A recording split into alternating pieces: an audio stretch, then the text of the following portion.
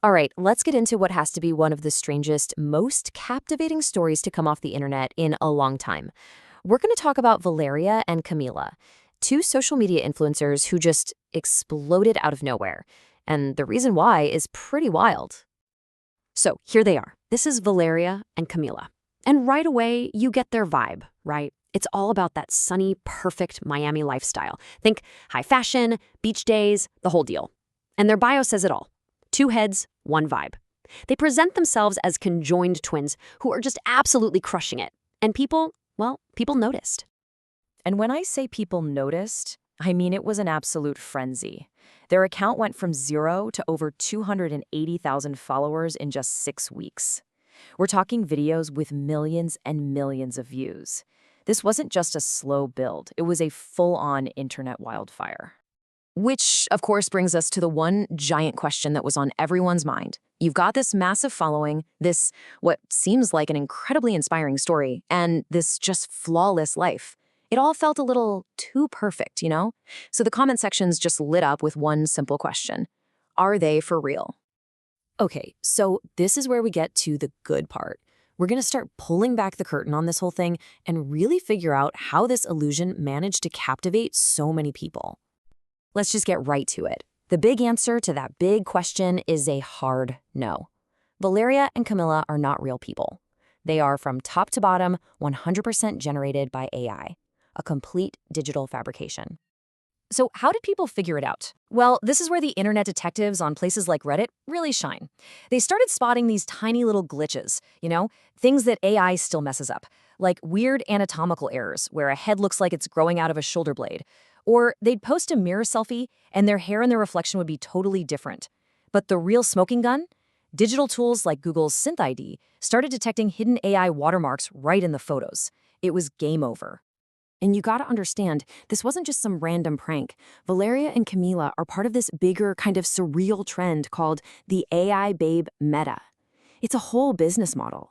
See, as the internet got flooded with these perfect AI models, creators had to get weirder and more niche to grab your attention.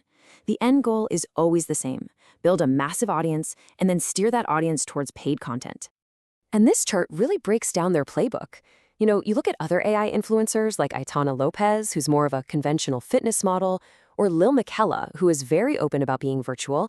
Valeria and Camila's strategy was totally different. They chose a super rare physical archetype, conjoined twins, and they were really vague about whether they were real or not. Their hook wasn't about being reliable or relatable, it was about curiosity and a manufactured story of resilience. So, how does this actually make money? Well, it's a pretty straightforward three-step funnel. Step 1. Go viral. Use shocking or super unusual content to get eyeballs on platforms like Instagram. Step 2. Get them off Instagram. Use a link in your bio to send them somewhere else, like Telegram. And step 3, monetize. Sell spicy or adult content on those private channels. But here's the thing. None of that works unless people actually care. And that leads us to the most calculated and, frankly, the most controversial part of this whole thing: the creation of a totally fake human backstory, one that was designed from the ground up to make you feel for them. I mean, just read this quote. This is from one of their posts. They wove this whole narrative about having dangerously fused spines, going through all these surgeries, and having what they called beautiful scars. It was this powerful, emotional story that made them seem like survivors, not just digital images. And every single word of it was a lie. So why did so many people fall for it? Well, it turns out our brains are kind of wired for it. There's this psychological theory called the computers are social actors model, or CASA for short. It basically says that we humans have a tendency to treat computers, bots, and digital characters like they're real people. We feel empathy for them, we form connections.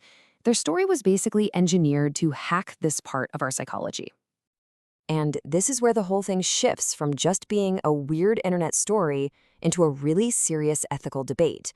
Because choosing to use a real complex medical condition as your marketing hook, well, that sparked a huge controversy.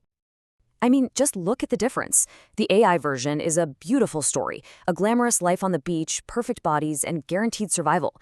But the actual medical reality for dicephalic Parapockets twins is nothing like that. It's an incredibly rare condition with a low survival rate, involving a lifetime of medical and social challenges.